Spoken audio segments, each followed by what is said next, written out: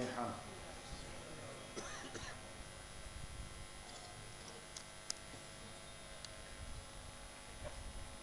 حضرات انتما سے ایک مرتبہ پھر سورہ حمد اور 3 مرتبہ سورہ اخلاص کی تلاوت کرنے تک مرحوم مغفور حکیم افسر اور شیرازی صاحب ابن آقا محمد یوسف اور راشدہ بیگم مرحومہ عائلہ حکیمہ آغا شیرازی محمد اور جملہ مؤمنین والمؤمنات المرحومین کی روحوں کو سلام۔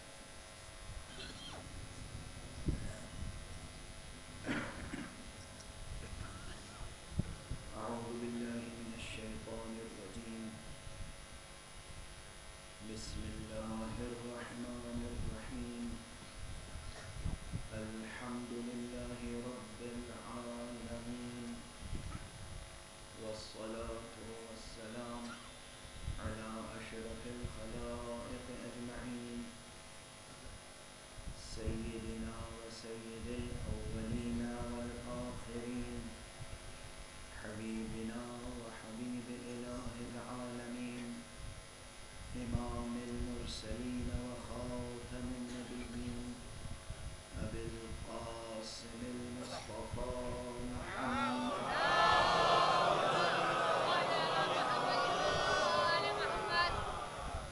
وعلى اہل بیتہ الطیبین الطاہرین الہداة المہدیین المعصومین المظلومین، واللعنة الدائمة على أعداء الدين أجمعين، أما بعد فقد قال الله تعالى عز اسمه في محكم كتابه ومتقن خطابه، بسم الله الرحمن الرحيم، ألم تر كيف ضرب الله مثلا كلمة طيبة كشجرة طيبة أصلها ثابت وفرعها في السماء، تؤتي أكلها كل حين بإذن ربها، ويضرب الله الأمثال للناس لعلهم يتذكرون۔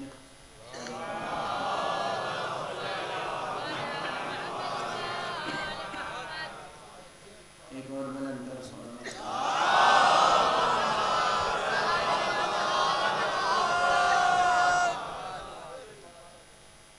سامعین گرامی، عزیزان اسلامی اور مسلمانان حسین، ہم اپنی نصابی کتاب کی تلاوت کر رہے ہیں، قرآن حکیم کے سورہ مبارکہ ابراہیم کی وہ آیت جسے عام ادبی اصطلاحوں کی مدد سے سمجھنا چاہیں تو ہم کہہ سکتے ہیں بیت القصید۔ یہ آیت جو ہے سورہ ابراہیم کی، یہ پورے سورے کی ایک اعتبار سے سب سے مرکزی آیت ہے، جو گزشتہ 2 شبوں سے آپ کی خدمت میں تلاوت کرنے کی سعادت حاصل کر رہا ہوں۔ کوشش کیجیے گا کہ سورہ مبارکہ ابراہیم کی تلاوت کا شرف حاصل ہو جائے، کوشش کیجیے گا، اور پہلے ہی ترجموں پہ انحصار نہ کیجیے گا، تفاسیر پہ انحصار نہ کیجیے گا، بعد میں مدد لیجیے گا، لیکن سب سے پہلے براہ راست سورہ مبارکہ کی تلاوت کی سعادت حاصل کیجیے۔ اس کی ہر آیت ایک دوسرے سے مضمون کے اعتبار سے بہت مربوط ہے، اور جہاں اس سورہ مبارکہ میں دین کے بنیادی اور بہت ظاہری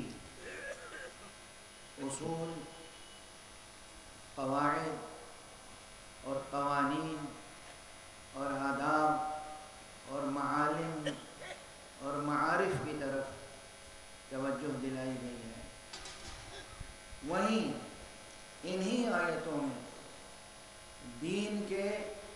داخلی اور باطنی اور ماورائی پہلوؤں کی طرف بھی اشارات پائے جاتے ہیں۔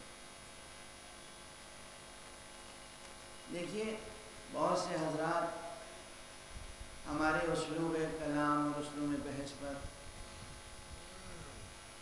یہ اعتراض کرتے ہیں کہ یہ باطن کا تذکرہ بہت کرتے ہیں،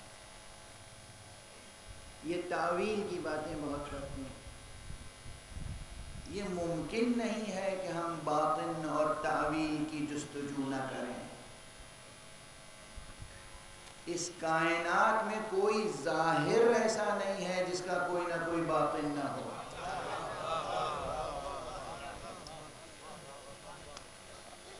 اس کائنات میں کوئی ظاہر ایسا نہیں ہے جس کا کوئی باطن نہ ہو۔ یہ تو ممکن ہے کہ کچھ حقائق باطن میں ہوں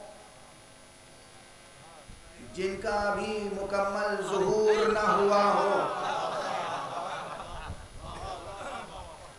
لیکن یہ ممکن نہیں ہے کہ کوئی پیکر ظاہری موجود ہو اور اس کا کوئی باطن نہ ہو۔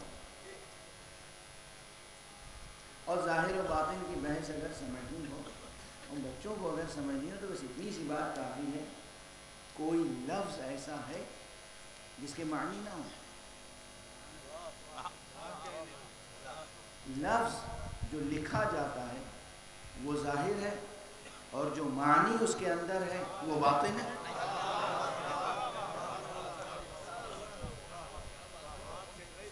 اب آپ کہیے کہ بس لفظ تک محدود رہیے، معنی سے سروکار نہ رکھیے،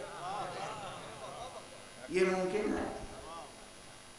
اگر لفظ سامنے آئے گا تو اسی لیے آئے گا کہ ذہن معنی تک جائے،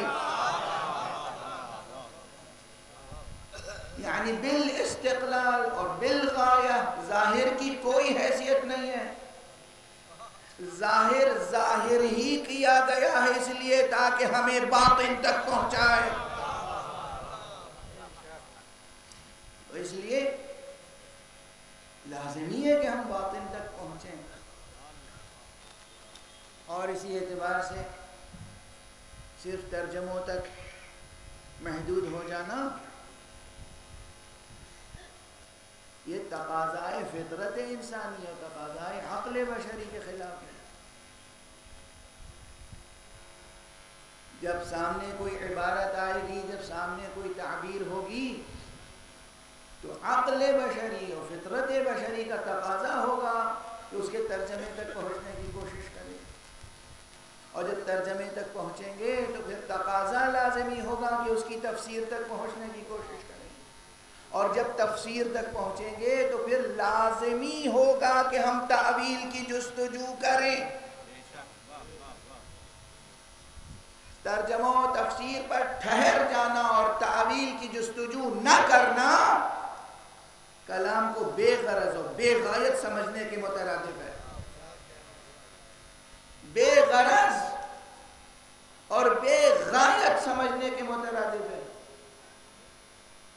یہ بالکل ایسے ہی ہے کہ جیسے کوئی مریض ہو اور اس کے بعد وہ کسی ڈاکٹر کے پاس جائے اور ڈاکٹر اسے کوئی نسخہ لکھ دے، تو یہ جو نسخہ ہے وہ انگریزی زبان میں ہوگا عام طور پر، یا فرض کیجئے کوئی طبیب ہے ایک حکیم کے ایصال ثواب کی مجلس میں، کوئی حکیم ہے، اس نے فارسی میں نسخہ لکھ دیا۔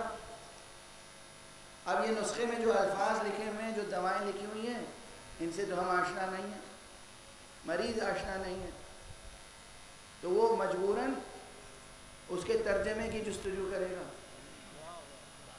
کہ بھئی یہ کس دوا کا نام ہے۔ اب یہ میں اکثر کہتا رہتا ہوں کہ لغات میں، ڈکشنریوں میں لفظ کے بدلے لفظ مل جاتا ہے، معنی تو نہیں ملتے۔ تو کسی دوا کا نام لکھا ہوا ہے، آپ نے ترجمے کی جستجو کی، اس کا دوسرا نام مل گیا جس نام سے آپ مانوس تھے، اب یہ ترجمہ ہو گیا۔ اب بہت زیادہ جستجو ہے آپ کو، تو آپ نے ان دواؤں کے خواص بھی پڑھنے شروع کر دیے، یہ جتنے خواص بھی پڑھتے چلے جائیں گے گویا تفسیر ہے. اب جب تفسیر مکمل ہو گئی تو آپ نے نسخہ جو ہے بند کر کے لپیٹ کے رکھ دیا. علاج ہو جائے گا.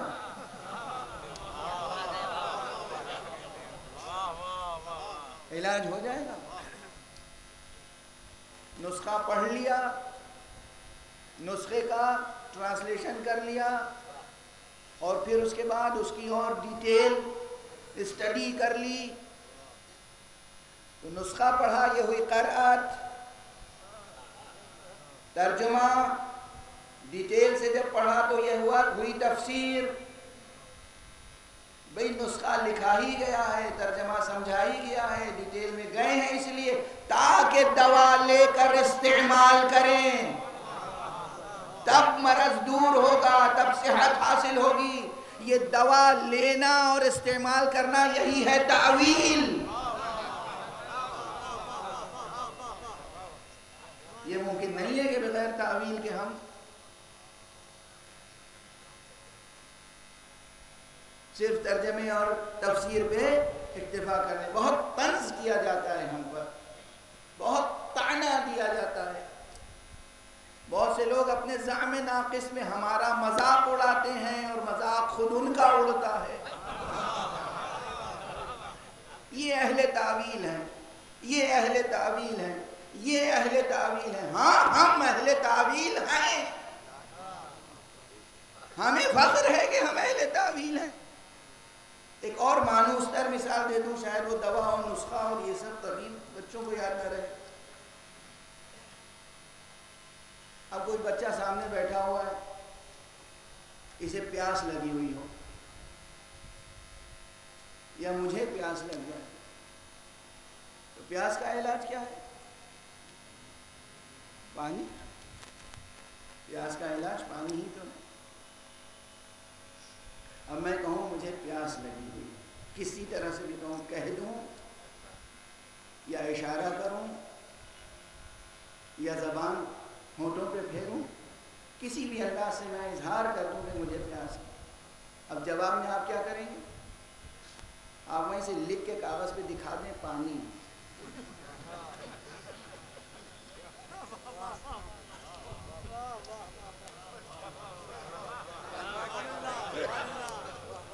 پیاس بجھ جائے گی, جگر کی آگ بجھ جائے گی, علاج ہو جائے گا, گلا تر ہو جائے گا.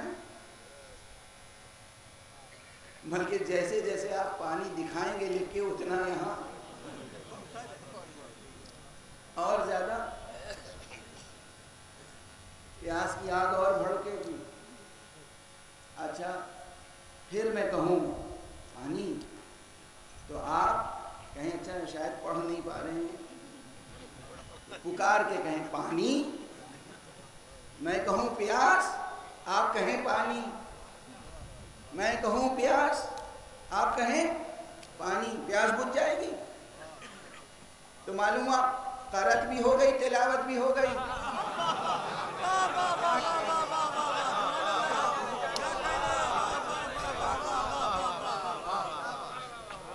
کاغذ پہ پانی لکھا ہوا تھا, کتابت ہو گئی. آنکھوں سے پڑھ لیا, قرأت ہو گئی. زبان سے دہرا لیا, تلاوت ہو گئی.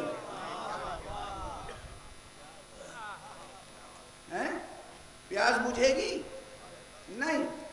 اچھا پھر اب میں پھر کہوں کہ بھائی پیاس, تو آپ سمجھیں گے کہ شاید یہ لندن سے آئے ہیں تو انہیں پانی سمجھ میں نہیں آ رہا, تو آپ کہیں واٹر. اب یہ کیا ہوا؟ ترجمہ.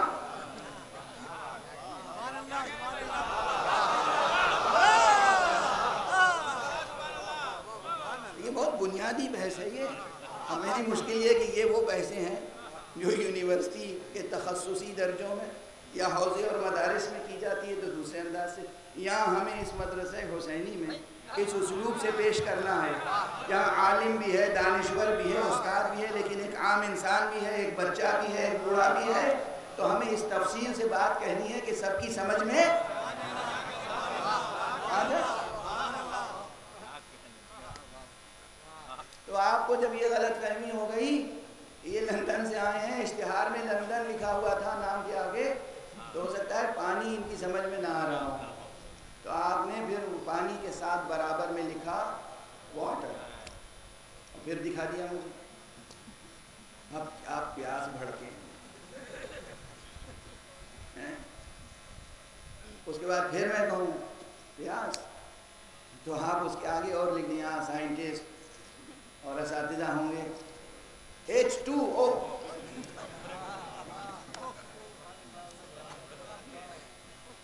واٹر کا فارمولا H2O. یہ کیا ہوا؟ تفسیر.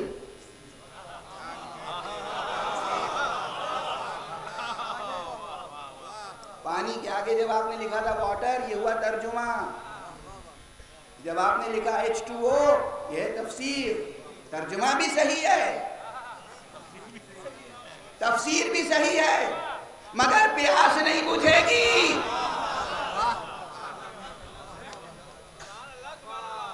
پیاس تو تب بجھے گی جب یا میں پانی تک پہنچ جاؤں یا پانی مجھ تک آ جائے.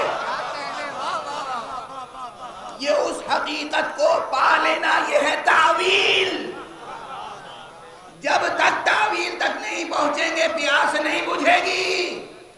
یہ اتنی مثال اگر سمجھ میں آ جائے تو کلمہ طیبہ کسے کہتے ہیں، شجر طیبہ کسے کہتے ہیں، قرآن مجید کسے کہتے ہیں. قرآن مجید کی تلاوت کر لینا، قرآن مجید کا ترجمہ کر لینا، قرآن مجید کی تفسیر لکھ لینا، پڑھ لینا، سنا دینا کچھ کافی نہیں ہے جب تک روح قرآن تک پہنچ نہ جائے.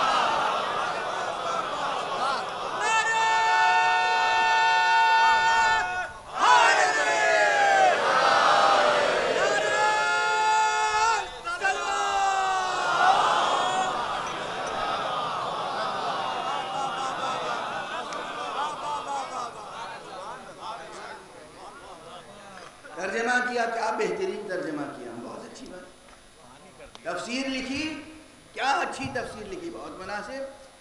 لیکن درد ملت اور درد انسانیت کا مداوع ہو جائے گا. خدا کی قسم، درد انسانیت کا، درد ملت کا، درد حیات کا. اور اگر سخن فہمی کا ثبوت دے تو اجازت دیجئے کہ میں یہ عجیب و غریب ترکیب بھی استعمال کروں، درد مشیت کا.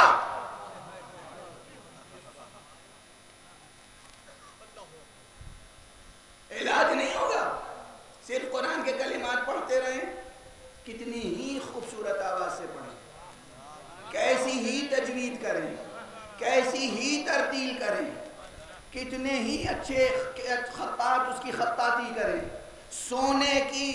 سونے کے پانی سے قرآن مجید لکھیں. یہ سب قرآن مجید کی تعظیم اور تکریم اور اس سے محبت اور اس کے احترام اور اس کی عظمت کی دلیلیں ہیں.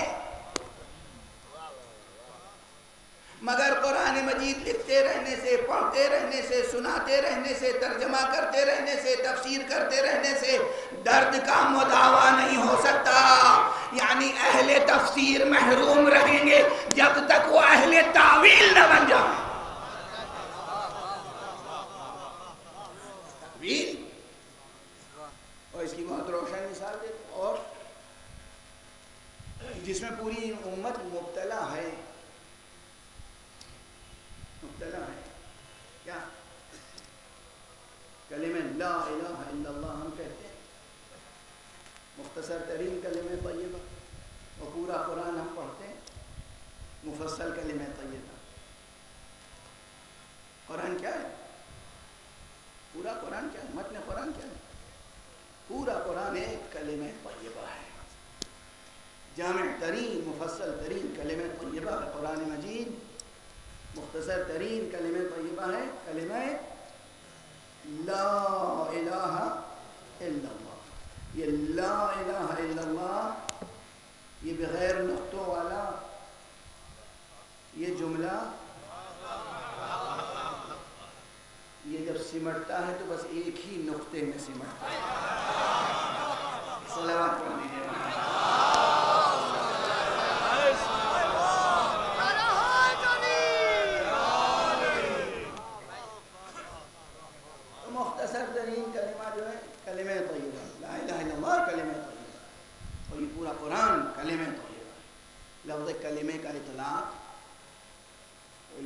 اساتذہ موجود ہیں، لفظ کلمہ اس کا اطلاق ایک سنگل ورڈ پر بھی ہوتا ہے، ایک مفرد کلمے پر بھی ہوتا ہے، اور پوری تقریر کو بھی ایک کلمہ کہتے ہیں، ایک پورے مقالے کو بھی ایک کلمہ کہتے ہیں۔ تو کلمہ طیبہ، یہ کلمہ طیبہ پڑھ رہا ہے مسلمان، زبان پر لا الہ الا اللہ ہے، مگر واقعاً اللہ سبحانہ و تعالی سے ربط اور رشتہ قائم نہیں ہے۔ یعنی عبارت زبان پر ہے، ترجمہ ذہن میں ہے، تفسیر معلوم ہے، مگر تعویل نہیں۔ کلمہ محمد رسول اللہ صلی اللہ علیہ وسلم،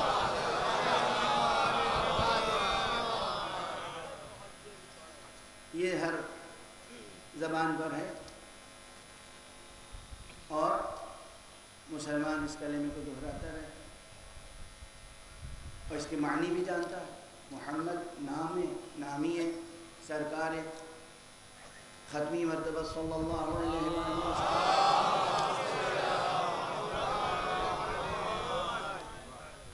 رسول یعنی پیامبر، اللہ کے پیامبر، بس یہی ہے۔ سب مسلمان دہراتے رہتے ہیں، اس معنی کو جانتے ہیں۔ اور رسول کسے کہتے ہیں؟ وہ صاحب وحی ہوتا ہے، حامل پیام ہوتا ہے، جبرائیل علیہ السلام کے ذریعے اس کے اوپر وحی نازل، یہ سب جانتے ہیں۔ یہ سب کیا ہے؟ تفسیر۔ تو عبارت بھی ہے، ترجمہ بھی ہے، تفسیر بھی معلوم ہے، مگر وہ وجودی رشتہ جو محمد سے ہونا چاہیے وہ نہیں ہے، اور چونکہ نہیں ہے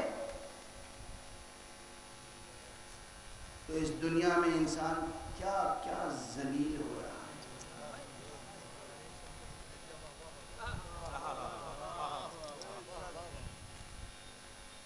یہ ملت اسلامیہ، یہ ملت مرحومہ، مجھے کبھی کبھی یہ اس ترکیب میں لفظ مرحومہ بہت لطف دے جاتا ہے، بس انتقال کی تاریخ یاد دلانے کا جی چاہتا ہے کہ یہ ملت کب مرحومہ ہو گئی۔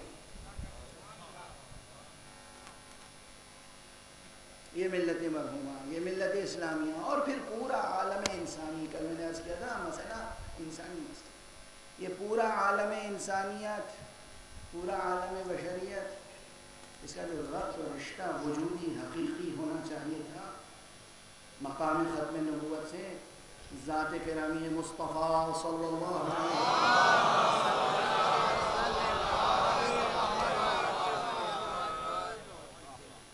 یہ رشتہ نہیں۔ یہ رشتہ جب قائم ہو جائے گا تو آپ اہل تعویل ہو جائیں گے۔ اب اس سے زیادہ مزید میرا خیال ہے کہ کوئی مثال دینے کی ضرورت نہیں ہے، پانی کی مثال کافی ہے کہ جب پانی آپ کے ہاتھ میں آ جائے گا پیاس بجھ جائے گی، اور جب تک پانی آپ کے پاس نہیں آئے گا آپ اسے نوش جان نہیں فرمائیں گے، اس وقت تک پیاس نہیں بجھے گی۔ تو کلمہ محمد رسول اللہ، اشہد ان محمد رسول اللہ، یہ سب کہنے سے کام نہیں چلے گا جب تک عملی، وجودی، حیوی، جب تک زندگی کا اور وجود کا رشتہ سرکار ختمی مرتبہ صلی اللہ علیہ وسلم،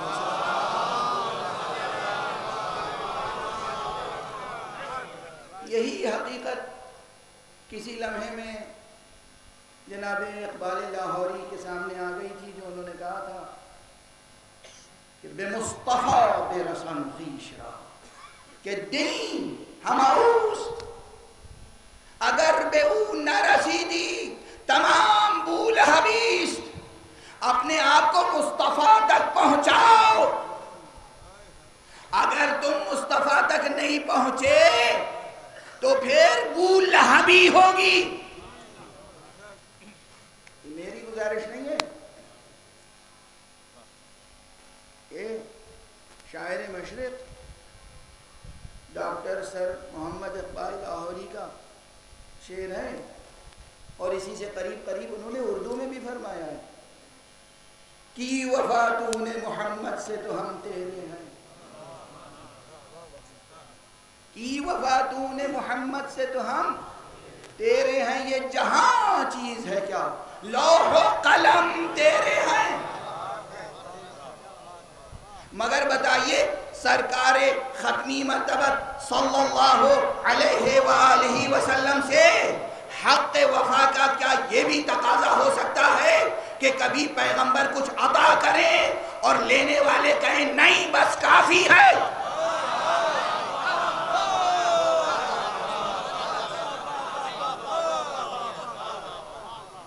جہاں پیغمبر کچھ دینے کے لیے ہاتھ اٹھا رہے ہیں اور آپ دامن سمیٹ کے کہیں بس کافی ہے، وہیں رشتہ ٹوٹ گیا، وہیں امت مرحومہ ہو گئی. صلوات اہل محمد والے.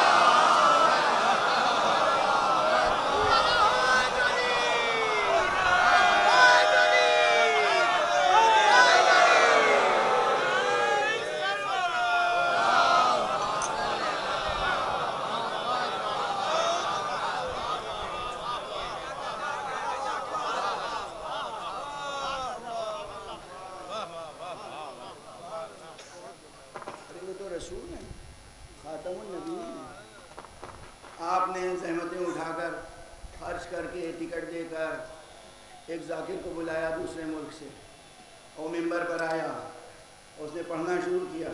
اب بیچ میں آپ میں سے کوئی کھڑا ہو جائے کہ بس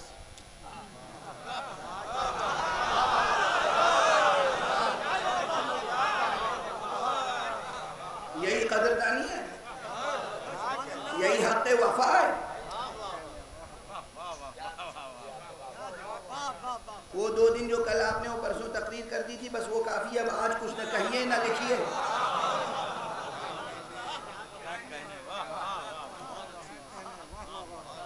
اور ہمارے یہ حق وفا ہے. اس کے معنی کہ رشتہ وہیں ٹوٹ گیا، رشتہ ٹوٹ گیا. اور یہ 1-2 بار نہیں ٹوٹا ہے. بھلا یہ بھی تصور ہو کیا وفا مقام ختم نبوت سے، کیا وفا سرکار رسالت مآب سے، کیا وفا اللہ کے آخری نبی سے، کیا وفا محمد رسول اللہ سے، جن کے لیے حق سبحانہ و تعالیٰ نے قرآن مجید میں فرمایا ہے وَمَا مُحَمَّدٌ إِلَّا رَسُولٌ. محمد کچھ نہیں ہے. اور اس محمد کچھ نہیں ہے کی تشریح بھی جگہ جگہ قرآن میں کی گئی. محمد کچھ نہیں ہے مگر رسول، یعنی ان کا ظاہر رسالت ہے، ان کا باطن رسالت ہے، ان کا ظہور رسالت ہے، ان کی غیبت رسالت ہے، ان کا جسم رسالت ہے، ان کی جان رسالت ہے، ان کا کلام رسالت ہے، ان کی بیداری رسالت ہے، ان کا خواب رسالت ہے، ان کی جنگ رسالت ہے، ان کی صلح رسالت ہے، ان کی عطا رسالت ہے، ان کی شفاعت رسالت ہے.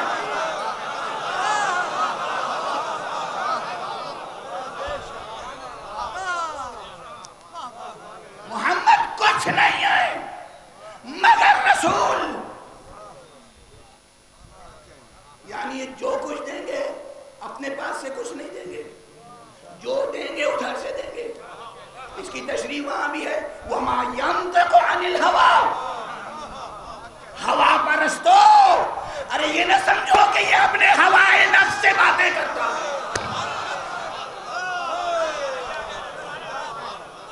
اپنی ہوائے نفس کو بت بنانے والوں، مصطفیٰ کے بارے میں یہ نہ سوچنا کہ یہ ہوائے نفس سے گفتگو کرتا ہے. وَمَا يَنْطِقُ عَنِ الْهَوَىٰ إِنْ هُوَ إِلَّا وَحْيٌ يُوحَىٰ. یہ ہوائے نفس سے گفتگو نہیں کرتا.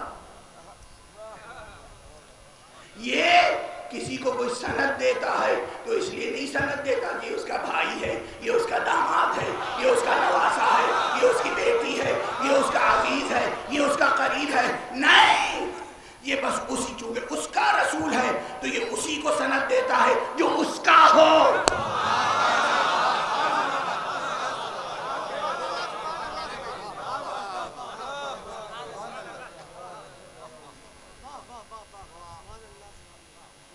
اسی کو سند دیتا ہے. وَمَا يَنْطِقُ عَنِ الْهَوَىٰ، یہ بھی اسی کی تشریح ہے.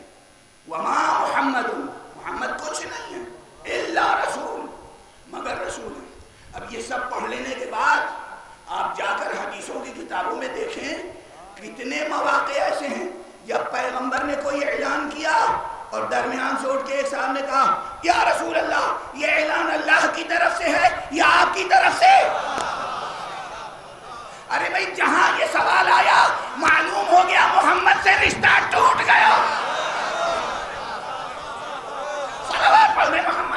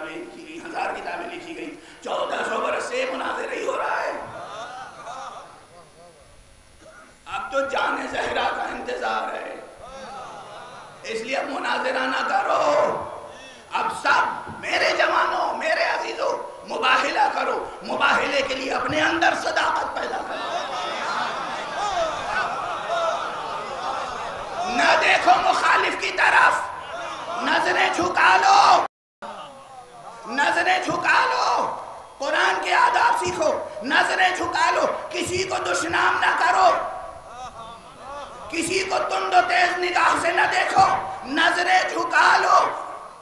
وَإِذَا مَرُّوا بِاللَّغْوِ مَرُّوا كِرَامًا، اور جب وہ لغو سے گزرتے ہیں تو نظریں جھکا کے بزرگوارانہ انداز سے گزر جاتے ہیں۔ کسی سے کچھ نہ کہو، بس بلند آواز سے دعا کرو، پروردگار جھوٹوں پہ لعنت فرمائے۔ آپ بتائیے یہ کوئی رشتہ ہے پیغمبر سے؟ یہ کوئی رشتہ ہے رسالت میں آپ سے؟ یہ کوئی تعلق ہے مقام ختم نبوت سے؟ زبان پر ہے اشہد ان محمد رسول اللہ، اور جب محمد رسول اللہ کو اعلان کریں تو یہ پوچھیں کہ آپ کی طرف سے ہے یا اللہ کی طرف سے؟ گویا یہ اعلان ہے کہ اگر اللہ کی طرف سے ہے تو مانیں گے، اور آپ کی طرف سے ہے تو نہیں مانیں گے۔ ارے اگر آپ اللہ کی طرف سے ہے تو مانیں گے، رسول اللہ کی طرف سے ہے تو نہیں مانیں گے، تو پھر آپ کی خدا بھی نہیں مانے گا۔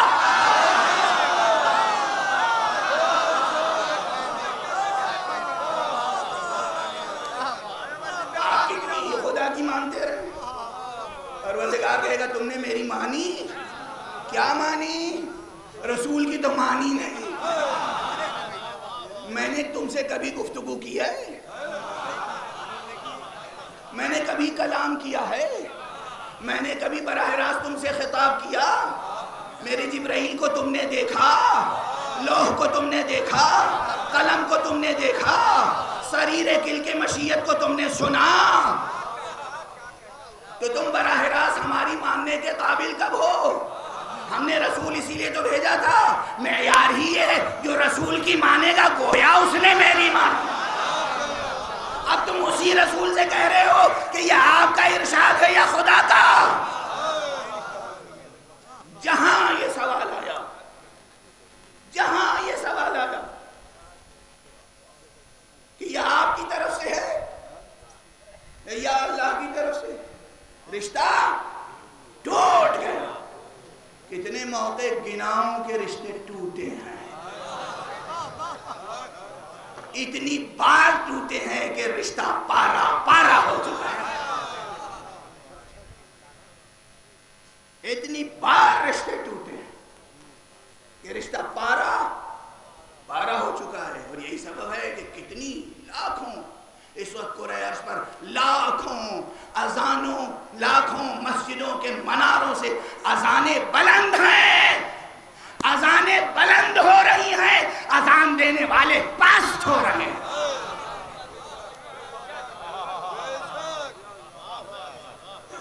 اذانیں بلند ہو رہی ہیں، اذان دینے والے ذلیل ہو رہے ہیں، رسوا ہو رہے ہیں، بدنام ہو رہے ہیں، اور یہ نہیں کہ بدنام ہو رہے ہیں، بد ہو چکے ہیں۔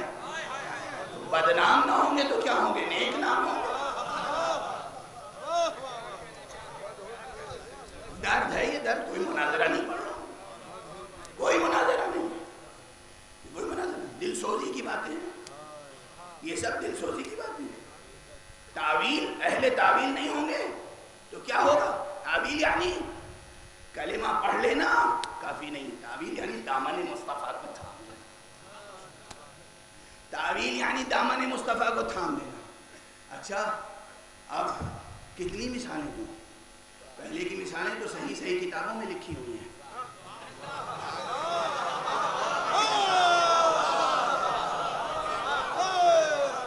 پہلے دور کی مثال کی حکایتیں، پہلے دور کی حکایتیں، پہلے دور کے سوانے، پہلے دور کے حوادث، پہلے دور کے فتن، پہلے دور کی حضور سے بے وفائیاں، پہلے دور پر کی حضور کے شان میں گستاخیاں، پہلے دور میں حضور کے اوپر شک شبہات، یہ سب لکھی ہوئی ہیں۔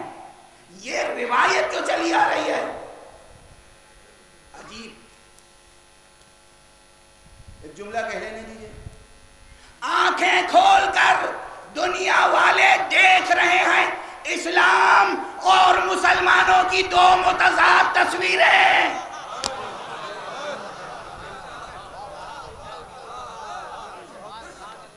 دنیا دیکھ رہی ہے، ہمیں کہنے کی ضرورت نہیں ہے، اسلام اور مسلمانوں کی دو متضاد تصویریں اذانیں بلند ہو رہی ہیں، اسلام بلند ہے، اسلام سرفراز ہے، مسلمان پست ہے، پسماندہ ہے، ذلیل ہے، اسلام عزیز ہے، مسلمان ذلیل ہے، اسلام قوی ہے، مسلمان ضعیف ہے۔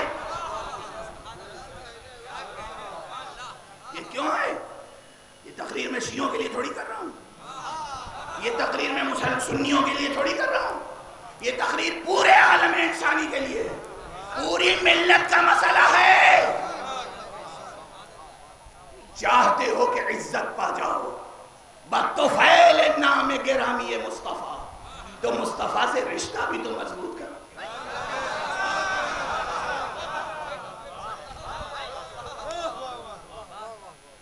کلمہ طیبہ سے اس وقت تک رشتہ مضبوط نہیں ہوگا جب تک شجر طیبہ سے رشتہ مضبوط نہیں ہوگا۔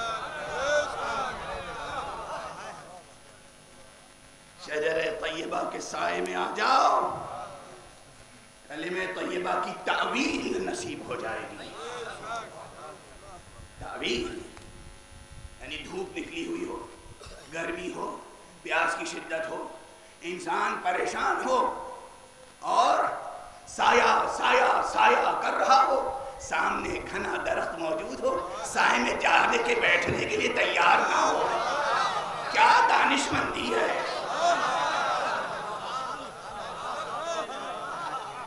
کیا دانشوری ہے۔ اس سادگی پہ کون؟ ایک صلوات پڑھ دیجئے محمد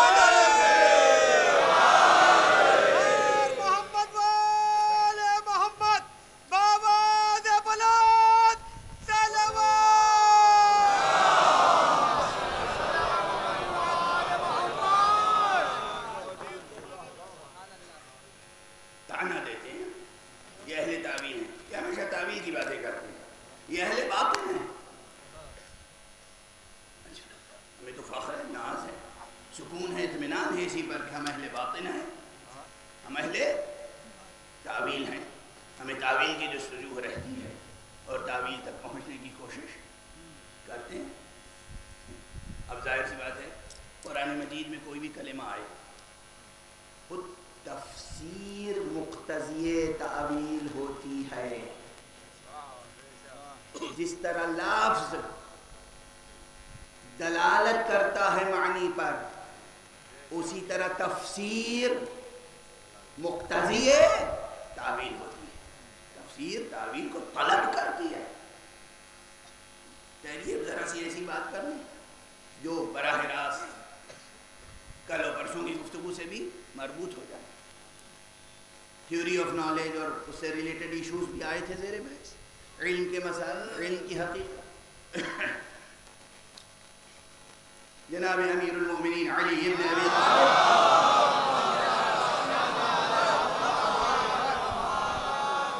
علیہ الصلاۃ والسلام کی زبان مبارک سے ہم تک یہ پیغام مقام ختم نبوت پہنچایا۔ حضرت نے فرمایا اور رسول کا یہ پیغام ہے کیا؟ یہ باطن و ظاہر، تفسیر و تعویل، اس کو دوسری اصطلاح میں علمیات و تعلیمیات کے میدان میں آ جائیں، علمیات و تعلیمات کے میدان میں، اور علم اور عمل کے رشتے کو سمجھیں۔ فرماتے ہیں العلم یہتف بالعمل، علم عمل کا مقتضی ہوتا ہے، علم عمل کو آواز دیتا ہے، علم عمل کو پکارتا ہے۔ فَإِنْ أَجَابَهُ وَإِلَّا ارْتَحَلَ، اگر عمل علم کی آواز پر، علم کے تقاضے پر عمل وجود میں آ جاتا ہے تو علم وہاں رہتا ہے، وَإِلَّا ارتحل، ورنہ علم وہاں سے رحلت کر جاتا ہے، اور جب علم رحلت کر جاتا ہے تو امت مرحومہ ہو جاتی ہے۔ صلوات پڑھ لیجیے محمد۔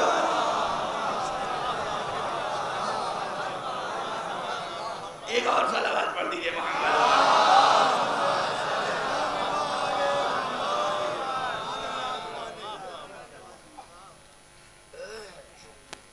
آپ دیکھیں تو صحیح، پرسوں کی تقریر میں اور کل کی تقریر میں بھی بعض مسائل تھے تو وہ سب ساتھ ساتھ آگے بڑھیں۔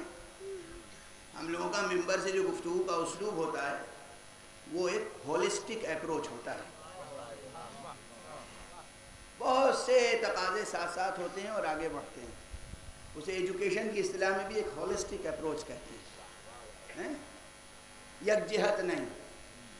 جو تقاضے ہیں زندگی کے، جو تقاضے ہیں روح کے، جو تقاضے ہیں دین کے، جو تقاضے ہیں ایمان کے، جو تقاضے ہیں اسلام کے، جو تقاضے ہیں کلمے کے، جو تقاضے ہیں شجرے کے، سب ساتھ ساتھ رہتے ہیں۔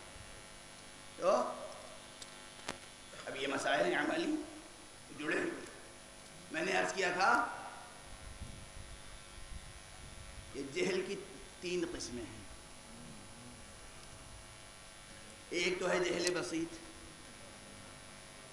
اور ایک ہے جہل مرکب۔ آج دن کی ایک گفتگو میں بھی میں نے عرض کیا تھا، لیکن میں چونکہ بار بار یہ سوال ہوا ہے، جوانوں نے بچوں نے کیا، اور میں نے وعدہ کیا تھا کہ آج کی تقریر میں یہ گزارش کروں گا تو میں مختصراً عرض کروں۔ جہل بسیط میں نے عرض کیا کہ سمپل اگنورنس، اس کے معنی یہ ہے کہ مجھے نہیں معلوم، میں جاہل ہوں۔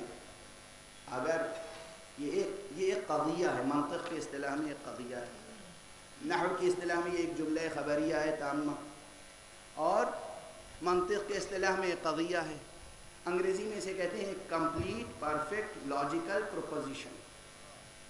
ایک منطقی قضیہ، سبجیکٹ بھی ہے، اس میں پریڈیکیٹ بھی ہے، موضوع بھی ہے، محمول بھی ہے۔ کیا ہے؟ میں، یہ ہے موضوع، جاہل ہوں، یہ ہے محمول۔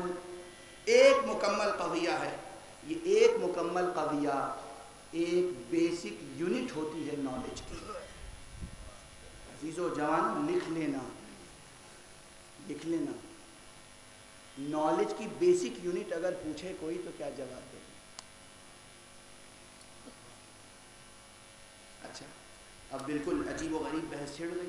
میں یہ سوچ رہا تھا کہ آج کچھ پڑھ بھی پاؤں گا یا نہیں، اس لیے کہ میری طاقت جو ہے وہ ساتھ نہیں دے رہی ہے، لیکن اب جب بحث آ جائے تو پھر آپ کے بھروسے پہ عرض کرنے کی کوشش کروں گا۔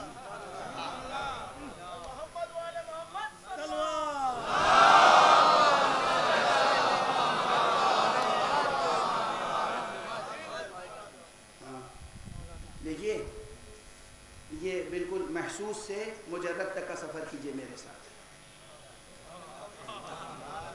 محسوس سے مجرد، ظاہر سے باطن تک، ظلمات سے نور تک۔ اسی سورہ مبارک ہے ابراہیم کا جو مطلع ہے، اسی قصیدہ ابراہیمیہ کا جو مطلع ہے، اسی قصیدہ شجرہ طیبہ کا جو مطلع ہے، کیا نورانی مطلع ہے؟ بسم اللہ الرحمن الرحیم، الف لام را کتاب انزلناہ الیک لتخرج الناس من الظلمات الى النور۔ الف لام را حروف مقطعات ہیں، کتاب، یہ کتاب ہے، انزلناہ الیک، جسے ہم نے تمہاری طرف اے رسول نازل کیا ہے، کس لیے؟ لتخرج الناس من الظلمات الى النور باذن ربهم،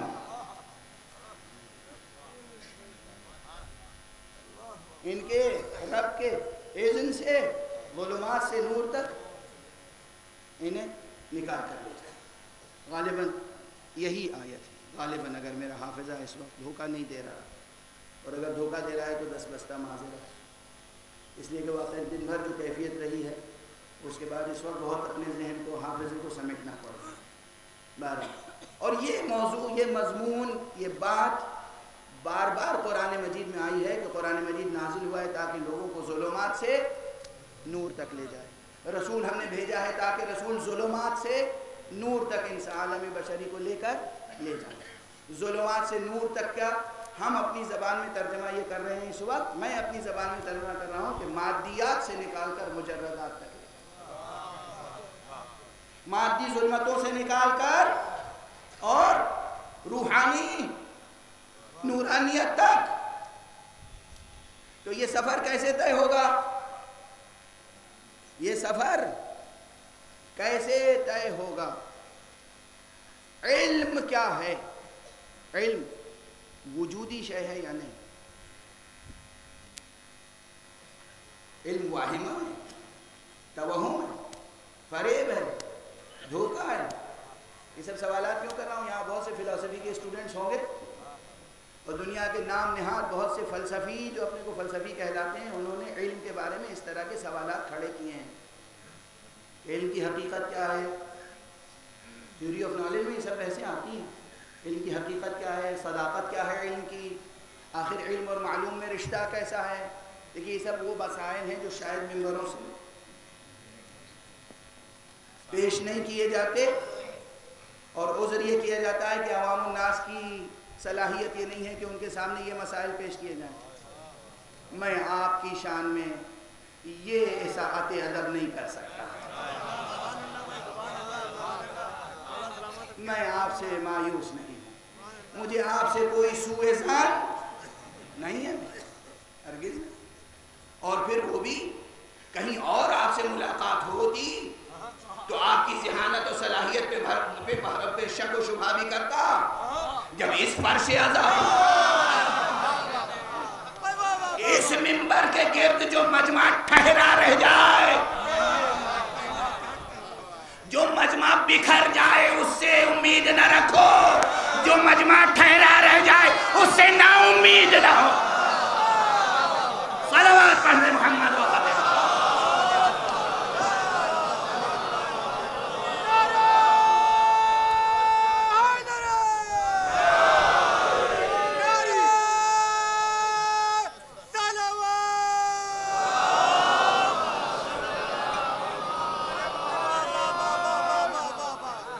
یہ منبر جسے نسبت ہے کس سے؟ یہ منبر نسبت ہے کس سے؟ خدا کی قسم شاخ در شاخ گفتگو پھیلتی چلی جائے گی. منبر کی نسبتیں تلاش کرو گے، محراب کی نسبت تلاش کرو گے تو مسجد نبوی تک جانا پڑے گا. منبر کی نسبت تلاش کرو گے تو میدان غدیر تک جانا پڑے گا.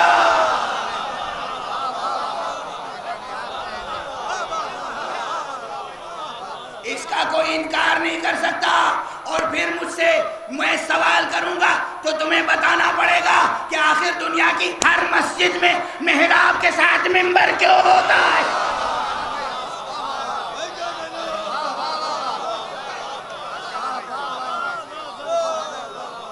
یہ محراب اور منبر کا ہر مسجد میں جمع ہونا یہ بتاتا ہے کہ کلمے اور شجرے کو ساتھ ساتھ رکھنا ہوگا.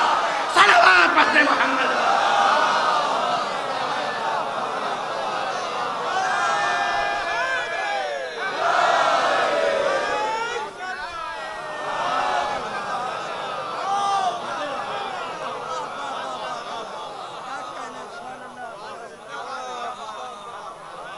تو اس منبر کے گرد جو مجمع ٹھہرا رہ جائے، جو بکھر جائے،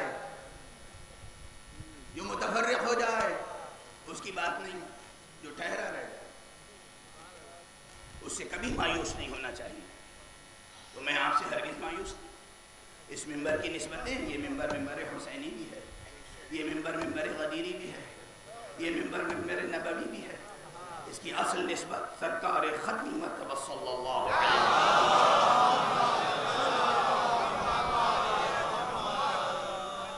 اب منبر تک بات آ گئی ہے تو سانس لینے کے لیے دو مصرے پڑھ دوں. شاعر سفینہ مرحوم مغفور، پروردگار کروٹ انہیں جنت نصیب فرمائے. شاعر سفینہ جناب سید قاسم شبیر نقوی نصیر آبادی نے کہا تھا، بیان اپنی بڑائی کا یوں کہیں بھی کرو، بیان اپنی بڑائی کا یوں کہیں بھی کرو، مگر غدیر کا منبر کہاں سے لاؤ گے؟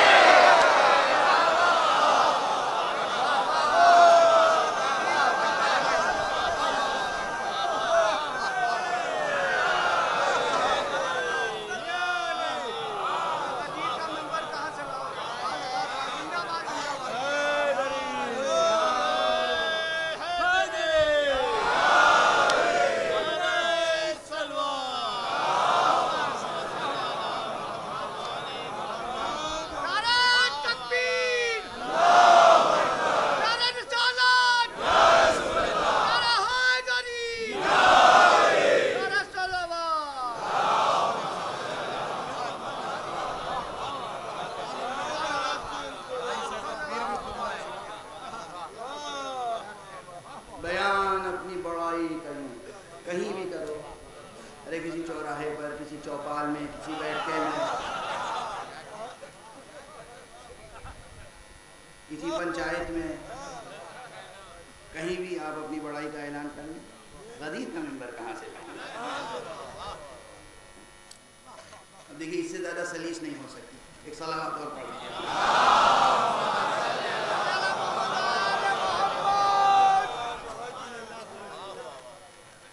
میں کبھی کبھی بعض ایسے الفاظ استعمال کرتا ہوں جو بچوں کو یاد رہ جائیں.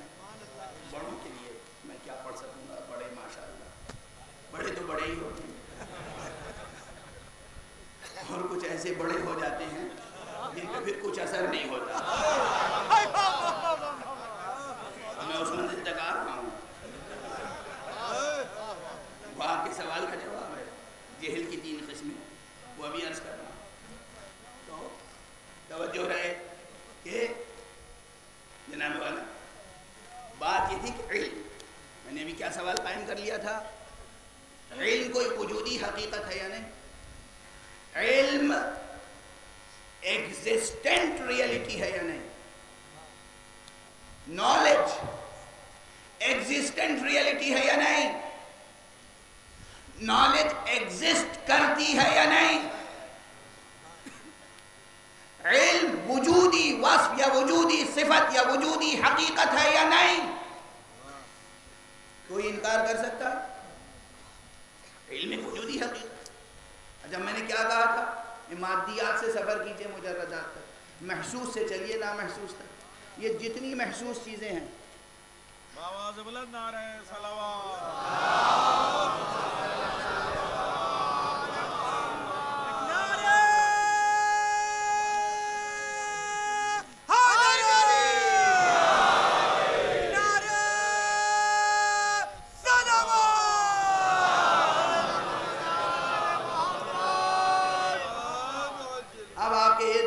محسوس چیزیں ہیں, انہیں آپ تولتے ہیں, ناپتے ہیں,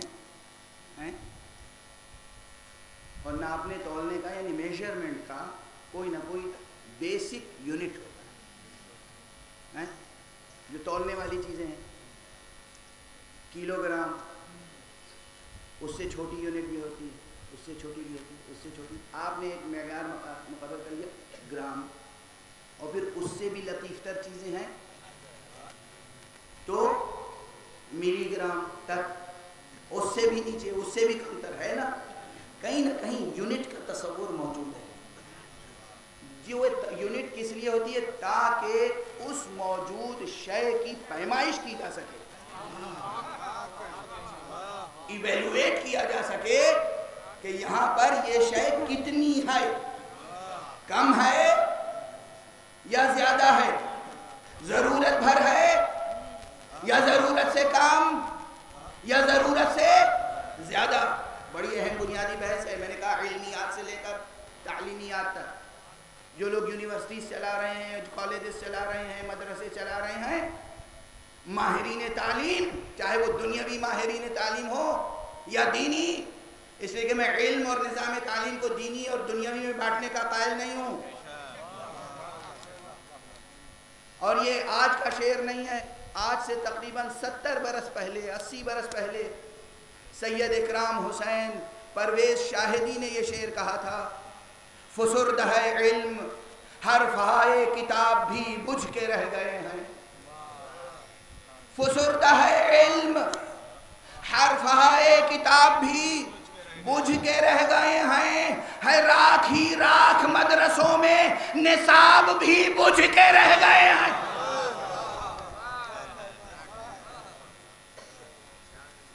اور مدرسوں سے مراد دینی مدرسے نہیں ہیں, صرف مدرسہ یعنی تعلیم گاہ, وہ چاہے دنیاوی ہو یا دینی. آپ کی اصطلاح میں مدرسہ یعنی درس گاہ, مدرسہ یعنی کالج, مدرسہ یعنی اسکول, مدرسہ یعنی اکیڈمی.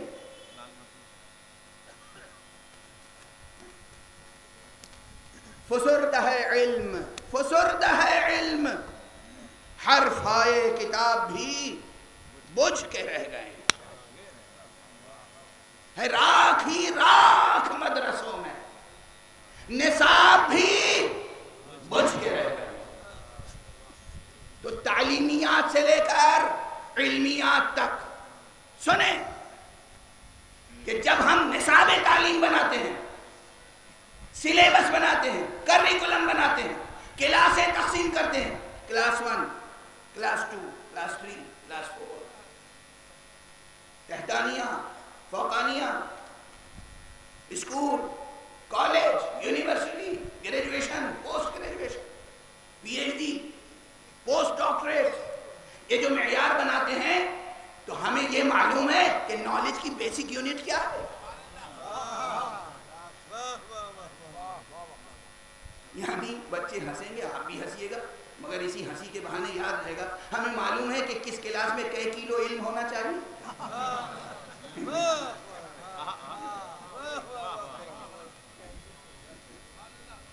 معلوم ہے یہ کلو کا لفظ یاد رہ جائے گا تو لوگ عقیل الغربی کا مذاق اڑاتے رہیں گے اور اپنی عقل کا اشتہار تقسیم کرتے رہیں گے. ارے بھائی سوال یہ ہے، سمجھ گئے نا، میں نے کہا جو چیز تولنے والی ہو تو تولنے کی ایک بنیادی یونٹ ہوئی نا، کلو گرام، اس سے بڑے بڑے یونٹ بھی ہیں نہیں، کوئنٹل وغیرہ وغیرہ، بڑے 40 کلو کے لیے ایک لفظ ہے، 1 کلو کے لیے ایک لفظ ہے، چھوٹا گرام، گرام کے نیچے ملی گرام ہے نا. جو ناپنے والی چیزیں ہیں، میٹر، سینٹی میٹر، ملی میٹر ہے نا، تو وزن اور حجم جو بھی شے میجریبل ہے اس کے میجر کرنے کے لیے کوئی نہ کوئی بیسک یونٹ ہوتی ہے. کتنی سنگین بحث ہے. اور ہم آپ یہ سمجھے بیٹھے ہوئے ہیں کہ ہر ایگزسٹنٹ ریئلٹی میجریبل ہوتی ہے. بس یہی غلطی کر رہے ہیں ہم. لیکن اگر اسے مان لیں جو آپ کا سو کالڈ سائنٹیفک اپروچ ہے کہ ہر ایگزسٹنٹ ریئلٹی میجریبل ہوتی ہے تو نالج ہے تو ایگزسٹنٹ ریئلٹی. اب اس کی میجریبل یونٹ بتائیے کیا ہے؟ بیسک یونٹ آف نالج بتائیے، ڈیفینیشن کیا ہے بیسک یونٹ؟ میں تو سوال ہے کے جی میں بچہ آیا، اسے کئے ملی لیٹر علم پلائیں گے؟ آپ ہنس رہے ہیں. عملی مشکل، دشواری مسئلہ، مبتلا بے مسئلہ. ہائی اسکول کے لیول پہ جو بچہ ہے اسے کئے لیٹر پلائیں گے؟ آب حیات علم اگر اسے ایک حقیقت سیال مان لے تو لیٹروں میں ناپنے لگے. نالج کی بیسک یونٹ ہونی چاہیے یا نہیں؟ بس اتنی کافی ہے قبل اس کے کہ میری طاقت جواب دے جائے. آپ کی فکریں بیدار ہیں نا، تو اگر آپ نالج کو ایگزسٹنٹ ریئلٹی، علم کو ایک صفت وجودی، علم کو ایک حقیقت وجودیہ سمجھتے ہیں تو علم کی بنیادی یونٹ کو کوئی نہ کوئی معین کرنا ہوگا. ابھی تک اس پر کام نہیں ہوا ہے، نہ مشرق میں نہ مغرب میں. چیلنج کر رہا ہوں.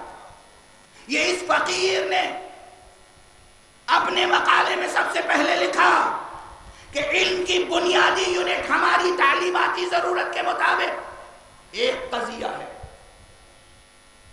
ایک کمپلیٹ انفارمیشن، ایک یونٹ ہے نالج کی،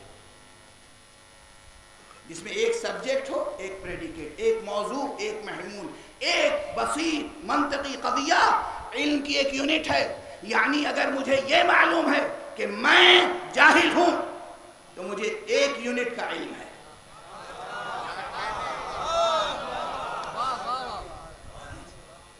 واضح ہوئی بات؟ بات پہنچی نا؟ مجھے ایک چیز معلوم ہے، ایک چیز معلوم. مجھ سے کوئی پوچھے آپ اس وقت کہاں ہیں، یہ شہر کون سا ہے؟ یہ شہر لکھنؤ ہے. یہ ایک یونٹ ہے، اتنا معلوم ہے. ساتھ دے دیجیے گا آج تو شاید کچھ اور باتیں ہو جائیں کام کی.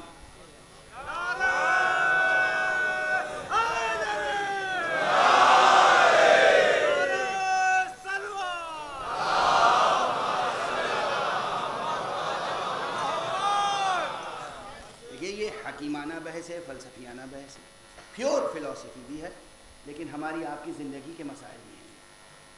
یہ فلسفی آف ایجوکیشن سے بھی متعلق ہے. جو لوگ ماہرین تعلیم ہیں, ایجوکیشنسٹ, ان کا بھی مسئلہ ہے. علم کی بنیادی یونٹ کیا ہوئی؟ ایک منطقی قضیہ, ایک کمپلیٹ منطقی قضیہ علم کی بنیادی یونٹ ہے. اسے تسلیم کر لیں آپ, اختلاف نہیں کر پائیں گے. آپ اختلاف کریں گے تو بہت مشکل میں پڑ جائیں گے. مثلا یہ لکھنؤ ہے, یہ مجھے معلوم ہے, اب اس پہ بعد میں بحث آئے گی. میں جاہل ہوں, اگر مجھے یہ ایک چیز معلوم ہے تو یہ ہے جہل بسیط, سمپل اگنورینس, اور یہ کوئی بہت بڑا کینسر نہیں ہے. یہ کینسر نہیں ہے, یہ کیوریبل ہے. جب ہمیں معلوم ہوگا میں جاہل ہوں تو بس جستجو ہو جائے گی کہ مجھے جہالت مٹانی ہے. اور جوانوں, بچوں, موٹے موٹے میرے جملے بھاری بھاری یاد نہ رہ جائیں تو یہ آسان سا جملہ ضرور یاد رکھنا, جہالت مٹانے سے مٹ جاتی ہے, چھپانے سے چھپتی نہیں ہے.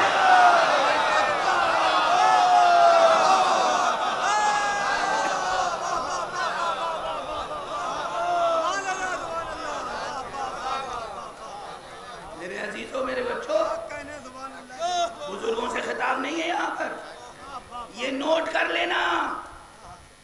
جب بھی احساس ہو جہالت کا, اسے مٹانے کی کوشش کرنا, چھپانے کی کوشش نہ کرنا. جہالت مٹانے سے مٹ جاتی ہے اور سرفرازی عطا کرتی ہے مٹ جانے کے بعد. جہالت چھپانے کی کوشش کرو گے تو چھپتی نہیں ہے, بار بار رسوا کرتی رہتی ہے, بار بار ذلیل کرتی رہتی ہے, بار بار کہلاتی ہے لولا لولا لولا. صلوات پڑھتے ہیں.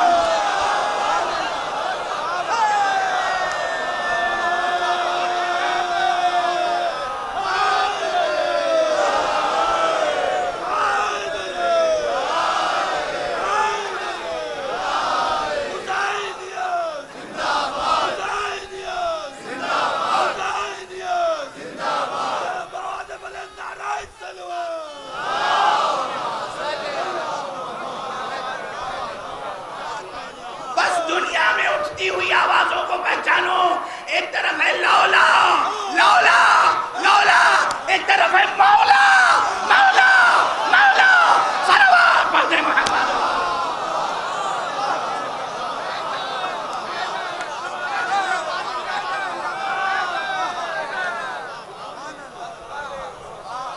جو مولا کو قبول نہیں کرے گا وہ لولا میں مبتلا رہے گا.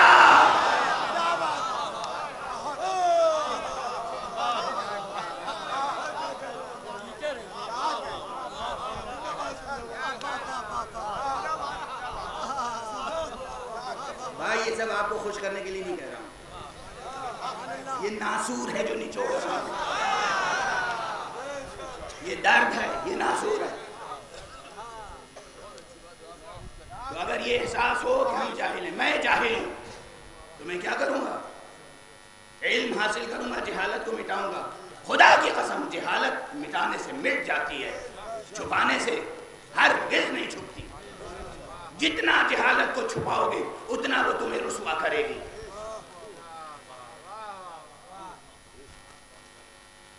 تو یہ عملی پیغامات ہیں سب. واہ واہ کر کے یہیں واپس کر کے لوٹا کے مت چلے جائیے گا, یہ سب لے کے ساتھ جائیے گا, گرہ میں باندھ کے. ذہانت کی روپہلی اور سنہری جو اس کا جو آنچل ہے اس میں باندھ لیجیے. یہ جو ذہانتوں کے جو سنہرے اور پہلے آنچل ہیں ان میں یہ باندھ لیجیے گا, واپس کر کے نہ جائیے گا. واہ واہ سبحان اللہ نعرہ لگ گیا اور اس کے بعد گھر جا کے خواب غفلت نہیں. واقعی جہالت مٹانی ہے, قربتاً الی اللہ جہالت مٹانی ہے. اگر دنیا اور آخرت دونوں جہان کی سرفرازی چاہیے تو جہالت مٹانی ہوگی. تو یہ پہلا رتبہ ہے جہل بسیط. دوسرا مسئلہ ہے جہل مرکب یہ کیا ہے؟ دن میں بھی کہہ چکا ہوں لیکن چونکہ بار بار کہا آپ نے اس لیے میں کہہ رہا ہوں. جہل مرکب میں بچوں کو سمجھانے کے لیے کہتا ہوں جاہل اسکوائر. جہالت ضرب جہالت، یہ بھی نہیں معلوم کہ نہیں معلوم.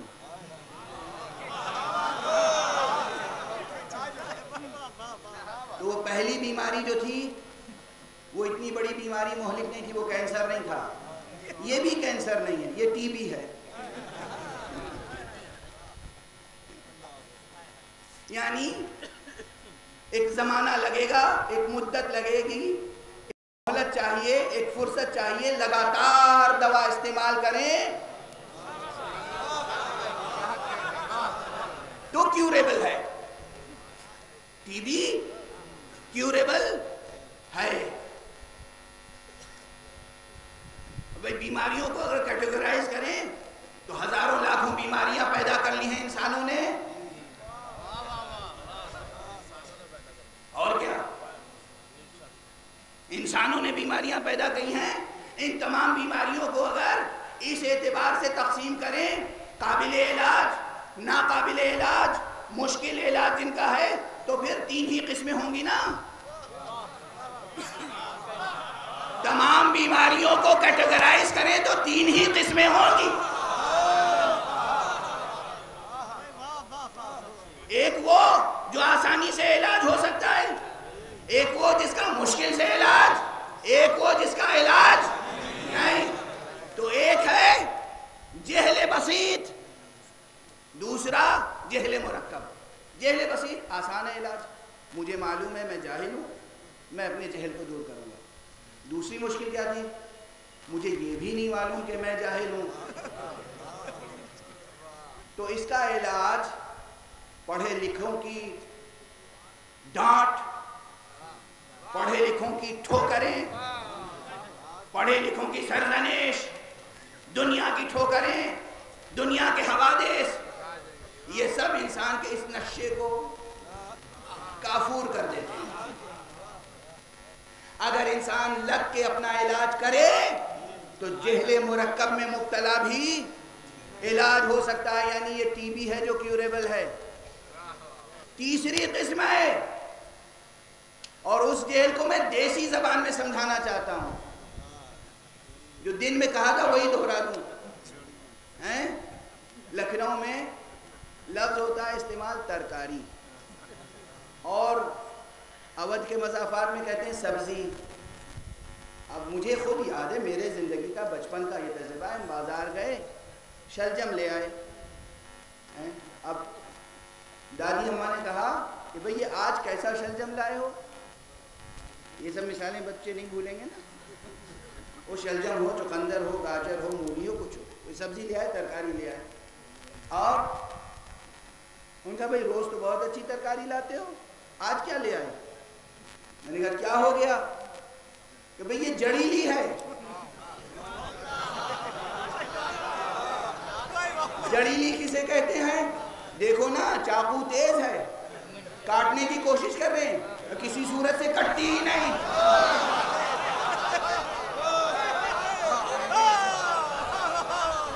جو کسی صورت سے نہ کٹے اسے کہتی جی ہماری دادی اماں مرحومہ یہ جڑیلی ترکاری ہے. اسی طرح ایک ہوتا ہے جاہل بسیط، ایک ہوتا ہے جاہل مرکب، ایک ہوتا ہے جڑیلا جاہل.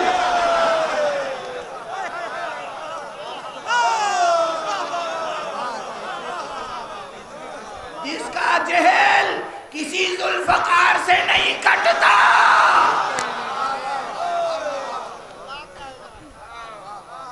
یہ کینسر ہے. وہ پہلا جہل وہ سمپل تھا، معمولی علاج سے ٹھیک ہو جائے گا. دوسرا جہل مرکب، کچھ مدت تک حسب ضرورت علاج کیجئے، علم حاصل ہو جائے گا، جہل دور ہو جائے گا. یہ جو تیسرا ہے یہ کینسر ہے. اتفاق سے ملت مرحومہ کا ایک حصہ کینسر سے مرحوم ہوا ہے.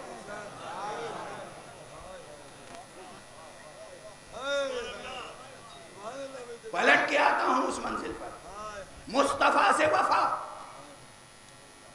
تعویل، باطن، وجودی رشتہ، حیوی رشتہ، زندگی کا رشتہ، روح کا رشتہ، جان کا رشتہ، ایمان کا رشتہ، سرکار ختم مرتبت سے رشتہ. کیا ایسے ہی ہوگا کہ پوچھے انسان کہ یہ آپ کی طرف سے اعلان ہے یا اللہ کی طرف سے؟ اچھا مان لیجئے اس وقت تو آپ کی سمجھ میں نہیں آیا، آپ نے کہہ دیا. بعد میں تمام حالات، تمام روایات، سفید و سیاہ سب سامنے ہے. اور اب بھی اگر ہمارے درمیان سے کچھ ایسے نام نہاد علماء پیدا ہو جائیں جو خود کو عالم بھی سمجھتے ہوں، دنیا کے لوگ بھی انہیں عالم سمجھتے ہوں، اور وہ اس یزید کی وکالت کرتے رہیں جو کہہ رہا تھا کہ نہ کوئی جبرائیل نازل ہوئے تھے، نہ کوئی فرشتہ آیا تھا، نہ کوئی وحی نازل ہوئی تھی، یہ تو بنی ہاشم نے اقتدار قائم کرنے کے لیے ڈھونگ رچا تھا. اگر آج بھی آپ اس یزید کی وکالت کریں گے، اس کے معنی یہ ہے کہ آپ کینسر میں مبتلا ہیں.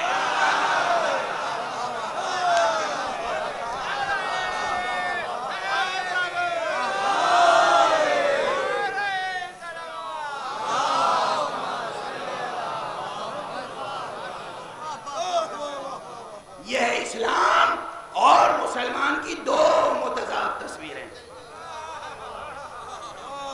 اسلام سرفراز ہے، سرفراز رہے گا.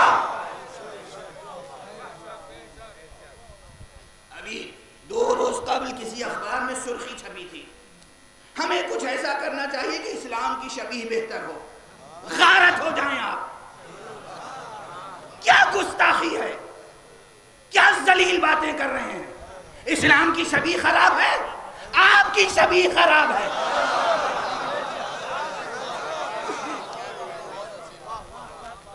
آج بھی اس ملک کے مودی سے لے کر اس تیسرے ملک کی تھرڈ ورلڈ کے سربراہ ٹرمپ تک،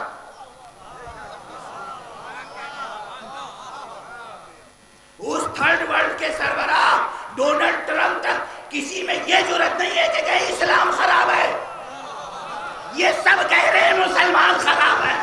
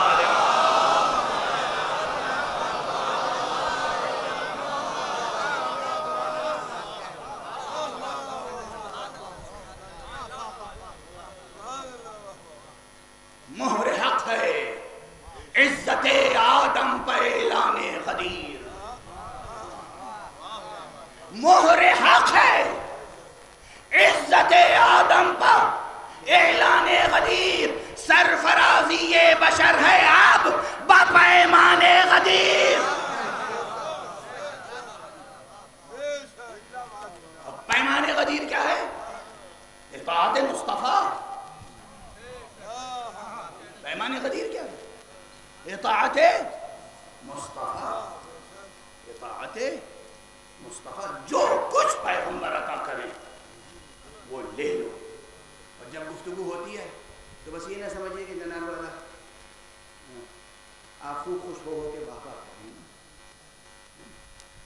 اب آج آخری تقریر ہے میری، تو میں اپنا ایک اور جملہ یاد دلا دوں.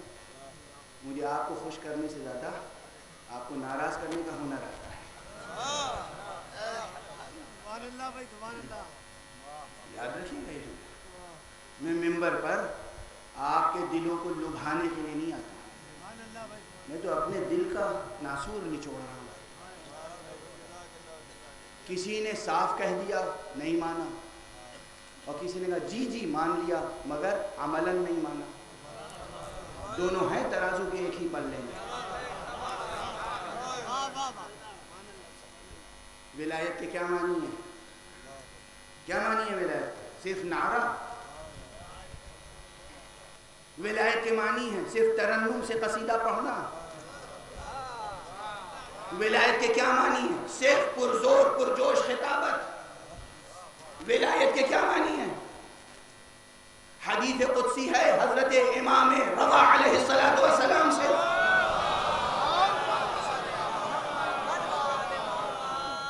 دو حدیثیں ہیں، دونوں متصل صحیح معتبر ترین سلسلہ اسناد کے ساتھ ہم تک پہنچی ہیں.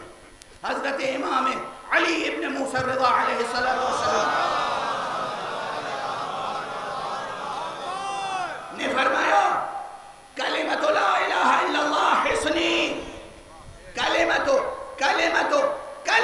لا الہ الا اللہ حصنی فمن دخل حصنی امن من عذابی.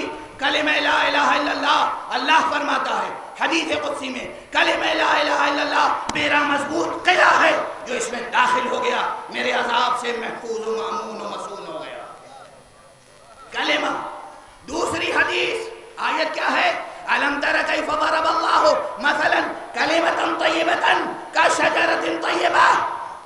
یہاں کلمہ آیا. دوسری حدیث اسی امام معصوم اسی فرزند رسول سے ہے، ولایت علی ابن ابی طالب حصنی، ولایت علی ابن ابی طالب میرا مضبوط قلعہ ہے. فمن دخل حصنی امن من عذابی، جو اس قلعے میں داخل ہو گیا میرے عذاب سے محفوظ ہو گیا. وہ کلمہ ہے، یہ شجرہ.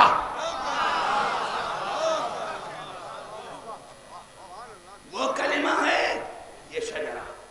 ممکن نہیں ہے کہ کلمہ لا الہ الا اللہ قبول بارگاہ احدیت ہو جائے بغیر محمد رسول اللہ اور علی ولی اللہ کہے ہوئے، اور ممکن نہیں ہے کہ کوئی علی ولی اللہ کہتا رہے اور اللہ کے تئیں آداب بندگی کو نہ بجا لائے اور علی اسے معاف کر دیں.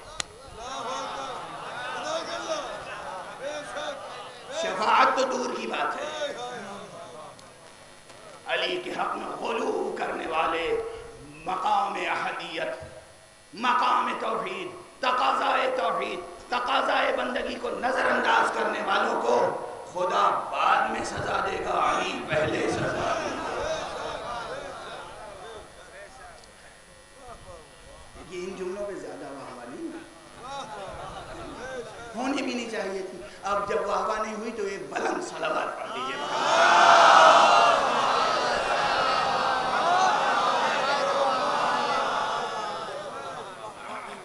ایک جملہ کہوں اور بات ختم.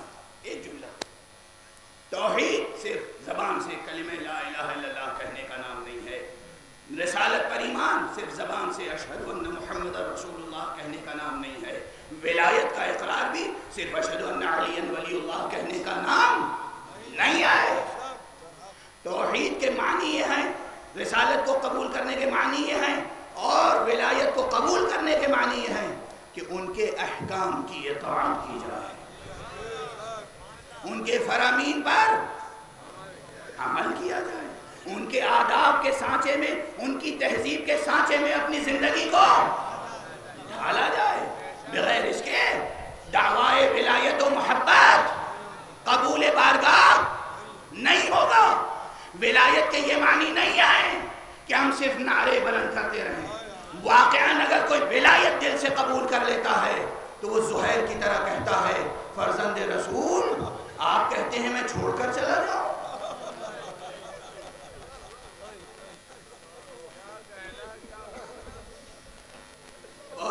نہیں گزارش کرنی تھی مگر رہ گئی آپ کی ذہانتوں پہ چھوڑا. ان سطور کو بار بار دیکھ لیجئے گا تو بین السطور پہنچ جائیں گے. ان جملوں کو پھر سماعت فرما لیجئے گا تو جملوں کے درمیان جو بیاض معنی ہے وہ کھلتی چلی جائے گی. لیکن عزیزان گرامی، جب شب عاشور سرکار سید الشہداء نے چراغ گل کر دیا ہے،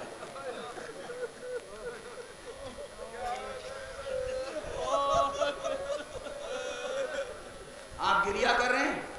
میں بڑی دقیق بہت دقیق حکیمانہ اور عرفانی حقیقت کی طرف اشارہ کرنا چاہتا ہوں اسی موقع پر. یہ جو نور ہے نا، یہ نور مادی ہے. یہ جو روشنیاں نظر آ رہی ہیں، یہ جو کچھ چراغ ہم جلاتے ہیں، یہ نور بھی نور مادی ہے. اور نور مادی نور ہونے کے باوجود کسی نہ کسی منزل میں ظلمات کا مصداق ہے. وہ نور غیر مادی ہے، وہ نور مجرد ہے، وہ نور غیر مادی ہے، وہ نور مجرد ہے. جس طرح علم ایک ایبسٹریکٹ ریئلٹی ہے، جس طرح روح ایک ایبسٹریکٹ ریئلٹی ہے، جس طرح روح مجرد ہے، علم مجرد ہے، محبت مجرد ہے، اسی طرح نور مجرد تک جب پہنچنا چاہیں گے تو پھر آپ کو نور مجرد کی تابانی کو درک کرنے کے لیے نور مادی کو درمیان سے ہٹانا پڑے گا. حسین ابن علی علیہ السلام نے شب عاشور جو درمیان میں چراغ رکھا تھا اسے گل کر دیا تاکہ دنیا سمجھ لے یہاں نور معنوی ہے، یہاں نور مطلق ہے، یہاں نور مجرد ہے. یہاں آنے والے مادی نور کے محتاج نہیں آئے. چراغ گل کر دیا، چراغ گل کر دیا. جاؤ، چلے جاؤ، مجھے چھوڑ کر چلے جاؤ. یہ صرف میرے خون کے پیاسے ہیں، یہ صرف میرے لہو کے پیاسے ہیں. تم چھوڑ کر چلے جاؤ. اور اگر تمہیں غیرت مانے ہے، شرم آتی ہے، حیا ہے، کچھ لحاظ ہے تو دیکھو یہ میں کہہ رہا ہوں نا، یہ صرف میرے خون کے پیاسے ہیں. میرے اہل بیت میں سے ایک ایک بچے کا ہاتھ تھام لو، انہیں بھی لے کر چلے جاؤ. کوئی تمہارا راستہ نہیں روکے گا. تم چلے جاؤ. میں خوش ہوں، میں راضی ہوں. میں نے بیعت اتار لی. تم آزاد ہو.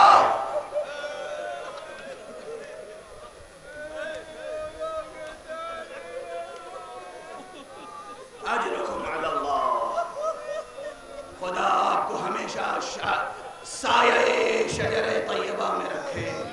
پروردگار آپ کی آنکھوں کو ہمیشہ عشق محمد و آل محمد میں اشبار رکھے.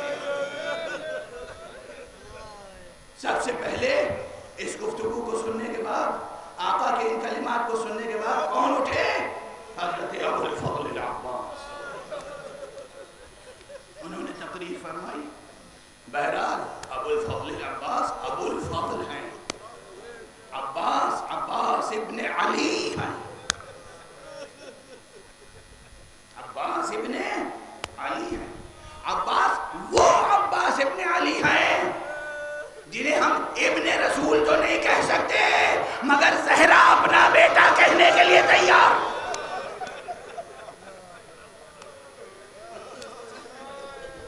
جناب عباس اٹھے، تجدید عہد وفا کرنے، بے نظیر یادگار خطبہ ارشاد فرمائے.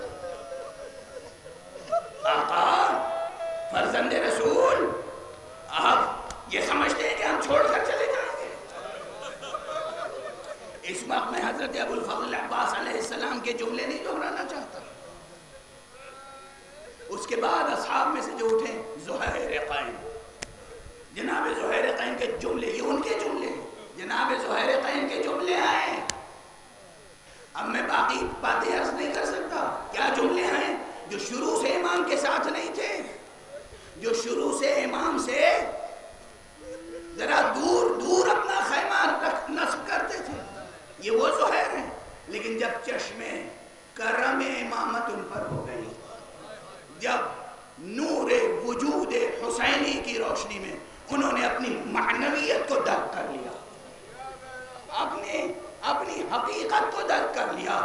اپنی معنویت کو پا گئے تو وہ اٹھے اور انہوں نے شب عاشور کہا فرزند رسول آپ کہتے ہیں ہم چلے جائیں؟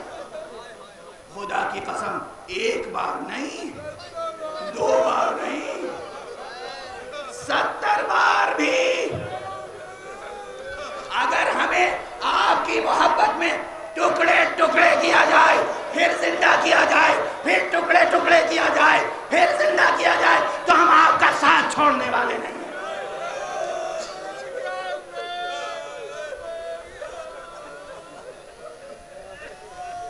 یہ جملہ تاریخ میں پڑھیں اور شیعوں کی لکھی ہوئی تاریخوں میں نہ پڑھیں، دوسروں کی لکھی ہوئی تاریخوں میں پڑھیں اور پھر سمجھیں کہ آقا حسین نے کیوں کہا تھا، اور کسی مورخ کو جرأت نہیں ہوئی کہ اس پہ حاشیہ لگاتا کہ حسین نے کیا کہہ دیا، کیا کہا تھا حسین نے؟ خدا کی قسم مجھے ایسے اصحاب ملے ہیں جو میرے نانا کو نہیں ملے۔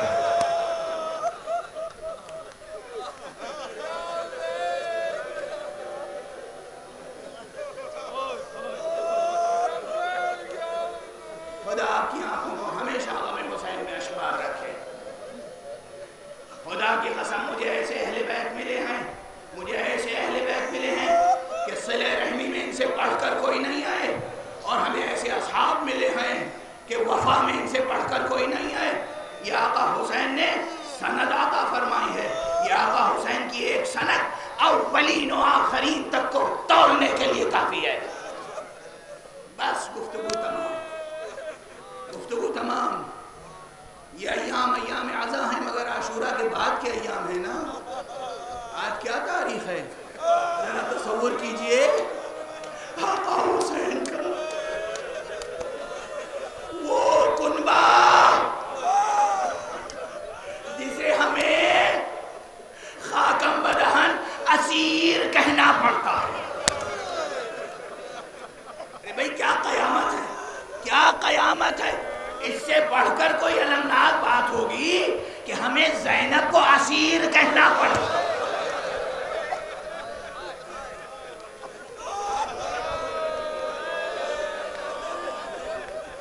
یہ کوئی مبالغہ ہے؟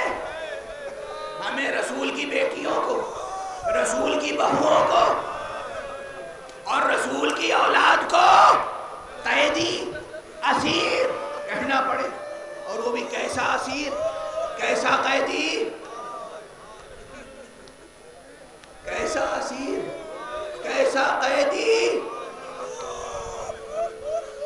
ایسا اسیر، ایسا قیدی جیسے اس زمانے میں غیر مسلم، کافر یا مشرک ترک و دیلم کے اسیر لائے جاتے تھے، جن کے سروں پہ ردا نہیں ہوتی تھی، جن کے ہاتھوں میں ہتھکڑیاں ڈالی جاتی تھی، جن کے گلوں میں توق ڈال دیا جاتا تھا۔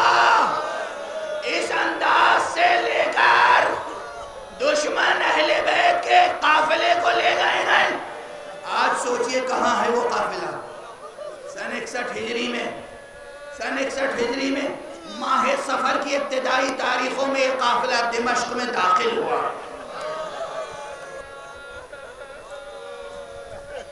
شام میں داخل ہوا یہ قافلہ۔ ایک ایک لمحہ قیامت کا لمحہ تھا، لیکن سب سے بڑی قیامت میرا فیصلہ تھوڑی ہے۔ ذرا تصور کیجئے، بس اب میں مصائب کہاں پڑھ پاتا ہوں؟ میں تو قاصر ہوں، قاصر، میں قاصر ہوں، نہ فضائل پڑھنے کا حق ادا ہو پاتا ہے، نہ مصائب پڑھنے کا حق ادا ہو پاتا ہے، ادھورے جملے چھوڑ دوں گا۔ بس آپ یہ سوچئے، یہ خیال فرمائیے کہ جناب سید سجاد زین العابدین، زین العابدین، سید العابدین، سید سجاد، کوئی مسلمان وہ چاہے علامہ ابن تیمیہ ہو یا ابن جوزی ہو یا کوئی ہو، امام زین العابدین کی عظمت سب نے مانی ہے۔ یہ امام زین العابدین ہاتھوں میں ہتھکڑیاں، بیویاں ہیں، کمر میں لنگر، گلے میں خاردار تو، اور اس کے علاوہ مبالغہ نہیں ہے تاریخ، اس کے علاوہ لوہے کی زنجیروں سے جکڑا گیا.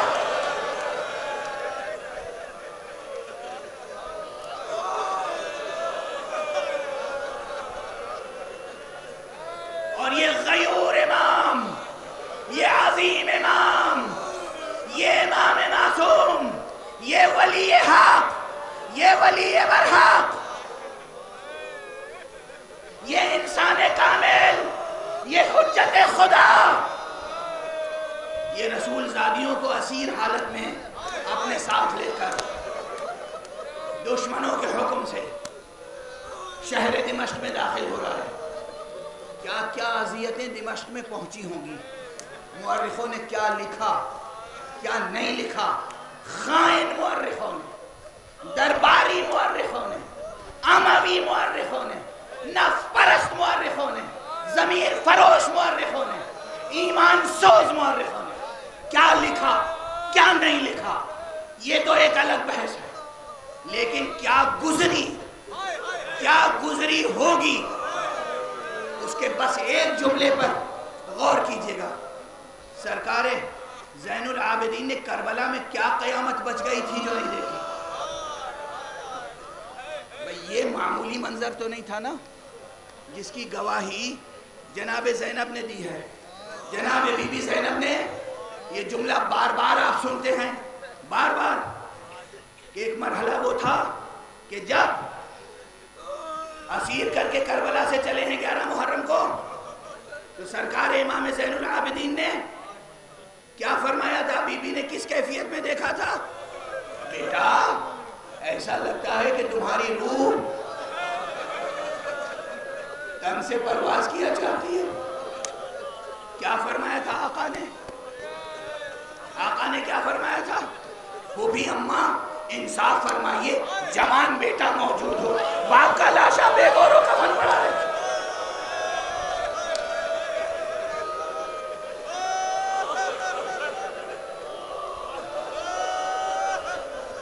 اچھا یہ اتنا المناک منظر تھا، ابھی عرض کروں گا، یہ اتنا المناک منظر تھا، یعنی بابا کا پامال لاشا ریگے گھر میں کربلا پر پڑا ہوا ہے. یہ منظر سید سجاد کبھی بھولا نہ سکے، کب تک یاد رہا، یہ ابھی ایک جملہ عرض کروں گا. لیکن اس سب کے باوجود جب عموماً کوئی پوچھتا تھا آقا کب تک گریہ کریں گے، کیا جواب دیتے تھے، تم نے انصاف نہیں کیا، تم نے انصاف نہیں کیا. یعقوب کی نگاہوں سے ایک یوسف اوجھل ہو گئے تھے، علم نبوت کی بنا پہ معلوم تھا زندہ ہے، بیٹا عزیز مصر ہے، مگر دوری، ہجران، فراق، غیبت یہ اتنی شاخ تھی کہ مسلسل گریہ کرتے رہے، آنکھیں سفید ہو گئیں. ارے میں نے تو 18 یوسفوں کو خاک و خون میں آلودہ دیکھا ہے. پھر کہنے والا کہتا تھا آقا فرزند رسول، ارے آپ تو آل رسول ہیں، اللہ کی راہ میں قربانیاں دینا تو آپ کی روایت ہے، بس تڑپ جاتے تھے. تم نے پھر انصاف نہیں کیا، جان دینا ہماری روایت ہے، مگر ماؤں بہنوں کا بے ردا.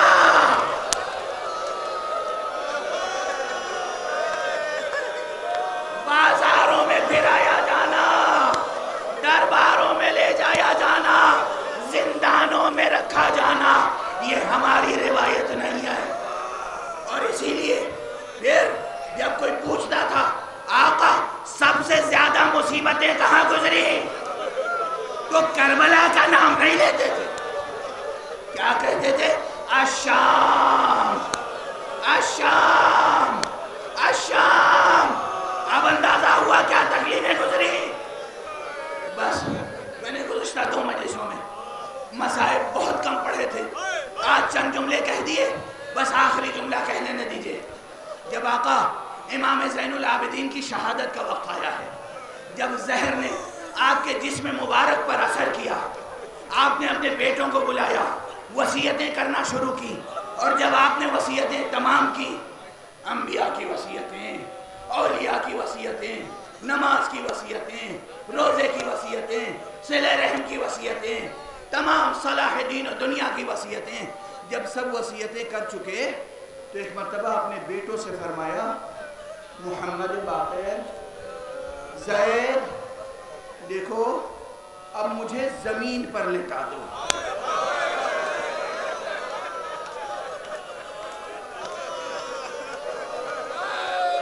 بیٹوں نے کہا بابا جسم کمزور ہے, جسم مبارک کمزور ہے. کہا نہیں نہیں, میں جو کہہ رہا ہوں مجھے زمین پر لٹا دو. تخت سے اتارا, زمین پر لٹانے لگے تو کہا دیکھو یہ زمین پر جو دری ہے نا, یہ چادر, یہ فرش, اسے ہٹا دو. بابا یہ کیا وصیت ہے, یہ کیا خواہش ہے؟ کہا نہیں ہٹا دو, مجھے خاک پر لٹا. میری آنکھوں میں وہ منظر رہے جب فرزند رسول میرے بابا حسین رہنے گھر میں پڑا ہوا تھا. ارے میرا بابا خاک پر تھا, اس لیے میں چاہتا ہوں دنیا سے جاتے وقت میرا رخسار خاک پر ہو. واہ حسینہ, واہ علیہ,